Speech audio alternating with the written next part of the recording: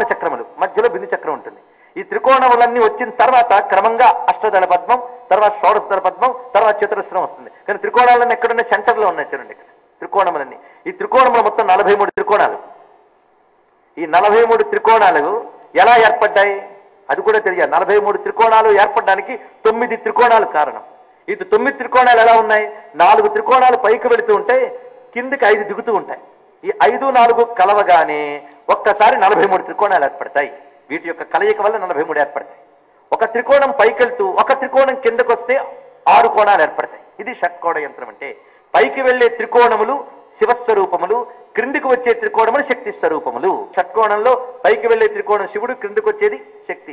ఈ రెండిటి యొక్క కాంబినేషన్తో నటరాజ విగ్రహం తయారైంది. అదేవిధంగా శ్రీచక్రంలో దీనినే మరింత విస్తారపరిస్తే 4, 5 అయిందంటే. ఇప్పుడు ఎక్కువ నేను శ్రీచక్రం జోలికి వెళ్ళట్లేదు, కానీ అది శివశక్త్యాత్మక అవడానికి కారణం ఇది. దీన్ని బట్టి ఒక్కటి తెలుసుకోండి, మన విగ్రహాల వెనకాల ఎంత విశేషమైన అంశం ఉన్నదో. కనుక నటరాజ విగ్రహాన్ని పూజిస్తే శ్రీచక్రారాధన చేసినట్లే. ఈ దృష్టితో మీరు చూడండి. ఇక్కడ కనుక శివశక్తి తత్వమంతా ఉన్నది. పైగా 43 త్రికోణాలు. దీనికి ఒక రహస్యం ఉన్నది. పరమేశ్వరుడు తన శక్తితోనే మొదట స్పందించాడు. ఈ స్పందించగానే స్పందన ఫస్ట్ పాయింట్. ఆ స్పందన నుంచి అనేకమైన ఈ సృష్టి అంతా విస్తరించింది.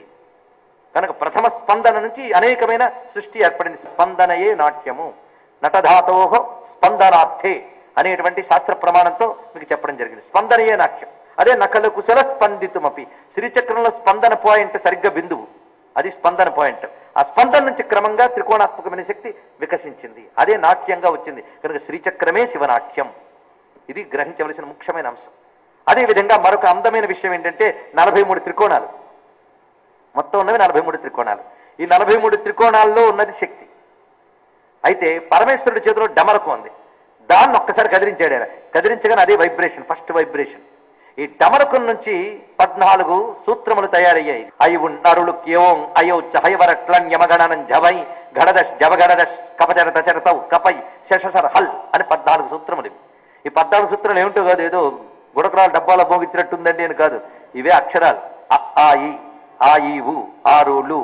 ఇందులో పొల్లులన్నీ తీసేస్తే మొత్తం అచ్చులు హల్లులు తయారవుతాయి అంతే, ఇంకేం లేదు. కానీ అక్షరాలు అక్కడి నుంచి వచ్చే. ననాద ఢక్కాం నవపంచవారం వృత్తావసానే నటరాజ రాజ. ఆయన మ్రోగించగానే శబ్దాలు వచ్చేట. వాటినే పాణిని మొదలైన వారు పట్టుకుని విస్తరింపజేసి మనకు అక్షరములు ఇచ్చారు. అక్షరములన్నీ ఎవరు? మాతృకావర్ణ రూపిణి. మళ్ళీ రండి, అక్షరాలన్నీ శివశక్త్యాత్మకములే. కనుక మొదట అకారంతో చివరికి హకారంతో ప్రారంభం అహం అని తయారైంది. అదే ఈశ్వర స్వరూపం. అందులో స్పందన ఏర్పడితే అహా అయింది. దానికి నాదం కడితే వచ్చింది. కలపండి అహం. అహంలోనే అక్షరాన్ని పెట్టడంలో విశేషం ఇది. అహం అందులోనే అక్షరాలన్నీ మొదట ఆ చివరి హ. ఇందులో మొత్తం చూడండి ఎన్ని ఎక్కడికి పెడుతున్నాయి. కానీ అహం అనే స్పందన నుంచే అక్షరములు ఉత్పన్నమయ్యే, అక్షరాల నుంచే సమస్త వాంగ్మయములు వచ్చాయి. కనుక ఈ అక్షరములకి ఈ సృష్టి యొక్క విస్తారానికి అనేకములైన సంబంధములు ఉన్నాయి. అక్షరాలు సరిగ్గా 14 సూత్రాలని చెప్పాం. కానీ అందులో అక్షరాలు కానీ మీరు బయటకు తీసి చూస్తే 43 ఉంటాయి. అందులో అదొక విశేషం. 43 అక్షరాలు, 43 త్రికోణాలు. దీనికి ఉన్న సంబంధం మీరు ఊహించుకోండి. కనుక మాతృకావర్ణ రూపిణి అనే మాటను కూడా గుర్తించుకోండి. ఎంత అద్భుతమైన విశేషం ఉంది. కనుక ఆయన నుంచి అక్షరాలు ఎలా వచ్చాయనే దానికి శ్రీచక్రాన్ని నటరాజు గురించి ఎంత నేను చెప్తున్నానంటే నేను తీసినదేం కాదు.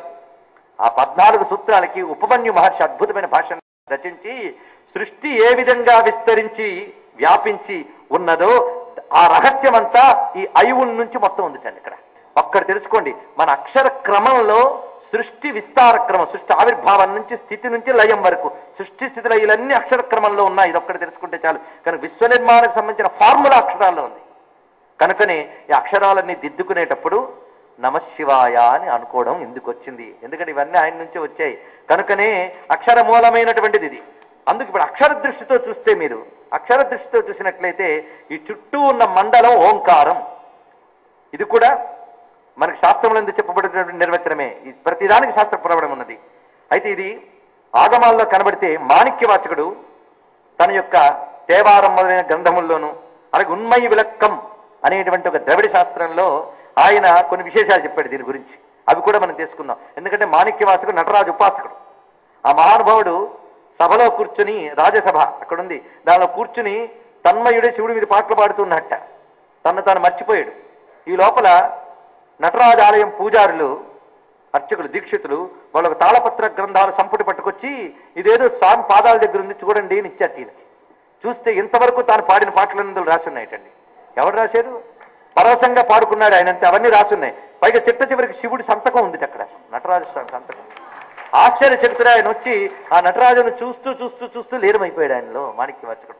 ఆయన రచించినటువంటి అందులో భాగం ఇది, ఆ గ్రంథరాశిలో ఒక భాగం. అందులో ఆయన చెప్తున్నది ఏంటంటే, ఈ చుట్టూ ఉన్నటువంటి ఆర్చ్ ఉన్నదే, దానికి ఆయన పెట్టిన పేరు తిరువాచి అన్నాడు. తిరువాచి, తిరువాచి, తిరువాచి అంటే ఓంకారం.